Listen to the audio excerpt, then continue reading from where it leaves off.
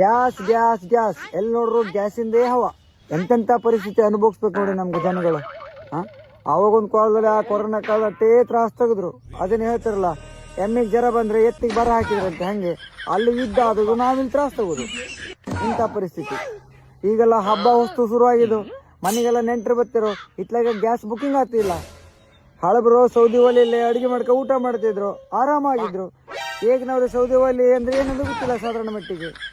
ಹಬ್ಬ ವಸ್ತುಕ್ಕೆಲ್ಲ ನೆಂಟರು ಬರ್ತಿರೋ, ಮನೆಯಲ್ಲಿ ಗ್ಯಾಸ್ ಇಲ್ಲ, ಬೇರೆ ಯಾರಿಗೋ ನಮ್ಮ ಸಂಬಂಧಿಕರಲ್ಲಿ ಕೇಳುವ, ಒಂದ್ ಗ್ಯಾಸ್ ಕೇಳುವ ಅಂತ ಅವ್ರಿಗೆ ಕೇಳಿದ್ರೆ, ನಾವು ಕೇಳಿಕ್ಕಿಂತ ಮೊದ್ಲೇ ಅವ್ರ ಹತ್ರ ನಿಮ್ಮ ಮನೆ ಗ್ಯಾಸ್ ಈಗ ಅಂದು ಬೇಡವ್ರ ಹತ್ರ ನಾವು ಬೇಡ್ರಿ ಹೇತ್ಕೊಂಬತ್ತನ ಹೊರತ ಹಾಕಿದ್ರಂತೆ. ಹಂಗೆ ನೆಂಟರು ಬರ್ತಿರೋ, ಹೋಟೆಲ್ ತಂದ್ಕೊಂಡೆ ಕೊಡುವ ಅಂತ ಹೇಳಿದ್ರೆ ಹೋಟೆಲ್ ನಲ್ಲಿ ಗ್ಯಾಸ್ ಇಲ್ಲ ಅಂತ ಹೋಟೆಲೇ ಬಂದ್ ಮಾಡಾಕಿರೋ.